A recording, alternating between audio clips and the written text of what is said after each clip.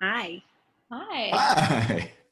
Mm, oh my God, cancer. Hi. It doesn't it feel a little bit like, in some ways, like holidays has already started for us. It has, which which is why I'm swimming in the beautiful sacred sounds. And one of the favorite pieces, I think I even told you this when we were going through stuff. It always ends up getting cut. It does, because it often comes. We often sing it at slichot, and then we sing it again in the afternoon. And I've worked at so many temples that I've heard many rabbis over the years say, it's almost 6. Karachem Av's got to go. So Not this year. not this Not year. this year. This sweet psalm. So I'm just going to sing for you these first lines. Then I'm gonna explain to you the context of what it makes me think of, because this to me is like my grounding of High Holy Days, and it's very simple. This is Isaacson's. Kerachemav al banim, richam Adonai al yireav, ki chigvoch shamayim al haaretz, gavar Chasto al yireav. Where's the choir? Kirachemav. I mean, it's to me one of the most heart-swelling melodies just in its nature. So I believe it paints the psalm just the way it needs to be painted. But what I love the most about it is the very first line, and it says, as parents show tenderness to their children, may you show mercy to those who worship you. Like the heavens that tower above the earth, your love is powerful for those who revere you. And that's the actual translation that we have in our Mishkan that I love so much. And for me, this reminds me of the room at night, the dark room of my parents that I often ran into when I was scared, when I couldn't sleep, when I was anxious. And I associate that vulnerability with standing in what happened to be, by the way, a freezing room. The air conditioning was blowing, but it was still my comfort zone. And when I think of High Holy Days and sort of the entering into this, I see myself like a little girl walking into my parents' room, all of us. And really, whether it is walking into our sanctuary or this year actually being in some of our little abodes and with our families, it just made me think about how beautiful that concept, that God and our faith and our people, it's our parent too. And they approach us with the same unconditional love that our parents do. And they welcome us into the dark of night to come and lie with them with all of our fears and anxieties. And I was remembering how during this time of year, I was always starting school. And so I remember specifically when I was starting a sophomore year in a new high school. I remember, as a cantor's daughter, that the community was a little bit disconnected from me because I was the cantor's kid. But that year, the community at Scarsdale Synagogue was all I had, because I knew I was a part of something completely unfamiliar to me. And I just remember very heavily leaning on those High Holy Days and feeling for the first time that it was like, oh, this is mine. I know this, because I knew I was about to not know something. And for that, it was apparent to me. So that was when Karachemav appeared at its finest. And so I was curious for you guys throughout your life, adulthood, childhood, when rabbinate, when you might have had that sense of marked vulnerability, where you needed that parental mercy of what the High Holy Days and what God brings. So that's Yeah. all I was thinking about. It's a small thing. Super small, super small. And something none of us have ever felt, vulnerable or in need.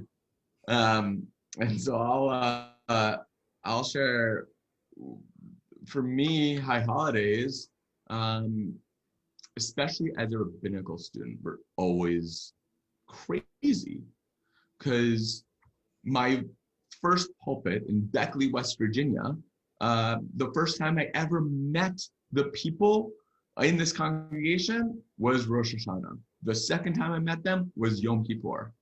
And I was going to be their rabbi.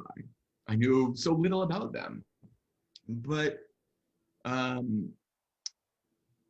I needed both that time and later times when I had other congregations, and even going back to leading High Holiday services when I was the Reform Chair at Hillel, when I was an undergrad.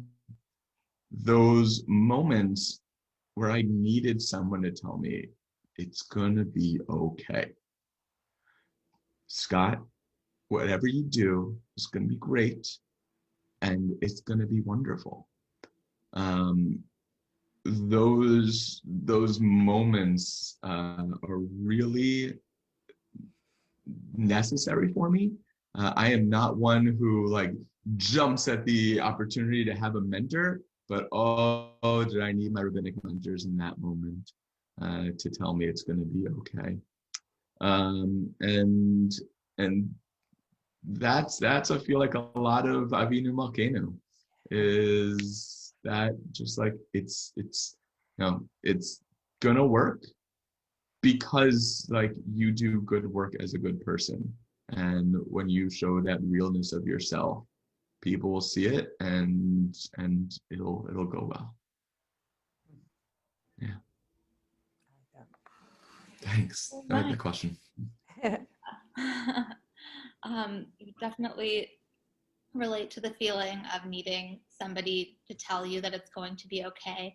For the High Holidays, for a lot of this time, I was thinking about a year also in rabbinical school where I did the High Holidays in Laramie, Wyoming, and it was similar. Like I was shipped out by myself to this like tiny little community in this place that was so different than any other place I had ever been in my life.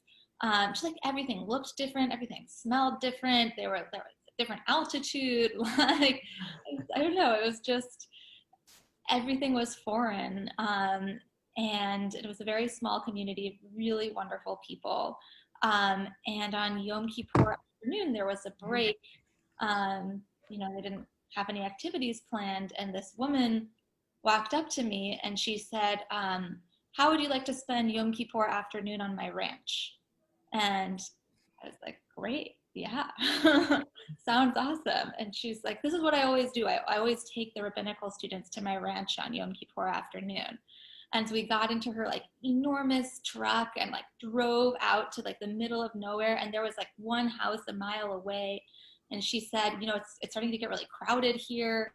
And it was just this, I don't know, to me, that is the juxtaposition of the High Holidays of like being vulnerable and being out in the middle of nowhere and being in like, feeling like things are foreign and like, kind of, I felt like very exposed to the elements because I literally was. It was like cold and windy.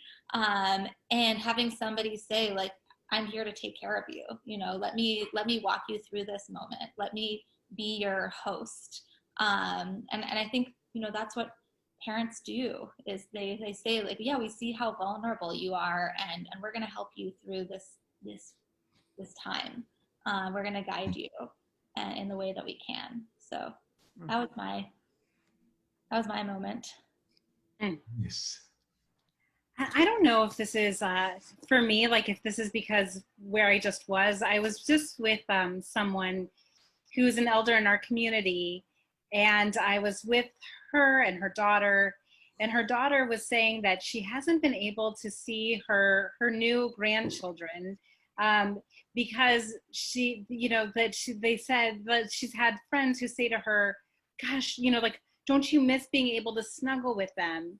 And she said, if I want to come and snuggle with my mom, I can't go and snuggle with them because they're in childcare and they're exposed to so many more germs. And I just think sometimes about our ultimate vulnerability of, you know, like where we have to figure out, like, where are my priorities, like ways that we should never have to.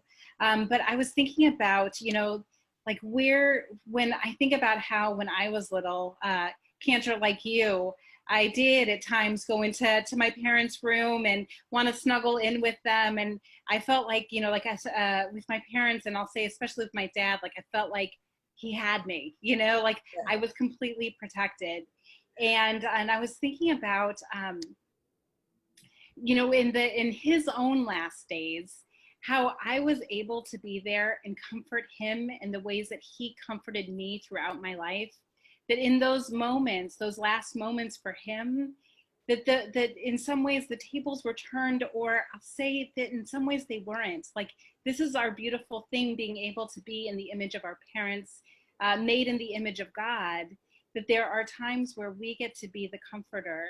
And I'll say that it was such an honor.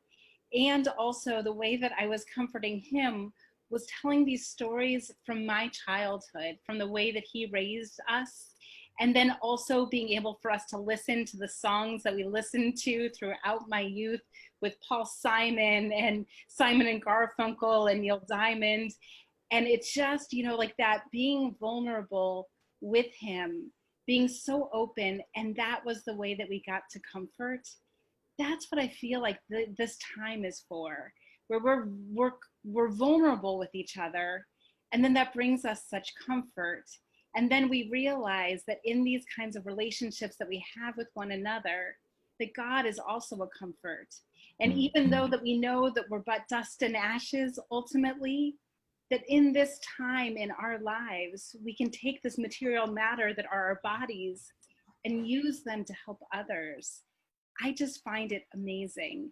And I also find it extraordinarily comforting. And when we get to hear you sing, Cantor, and for sure this year being able to hear this melody, it's going to do those things of helping us to just open ourselves, being so vulnerable. While you were talking, Rabbi, I was thinking, you know, they always say you should treat people as you want to be treated. But with this, it makes me think that you should treat people as if you were their parent. Not in a schooling way, but have that compassion, the same unconditional compassion you'd have if they were your own. That ultimate That would be comfort. quite a goal. Yeah. That ultimate comfort. Yeah. Yeah. Thank you, guys. Thanks for bringing this. Oh, wonderful. Coming. They're coming soon. Great. Thank you. Have a wonderful week, everyone. And how wonderful that we get to start to say Shana Tova. Yeah, we're getting there. Shana Tova.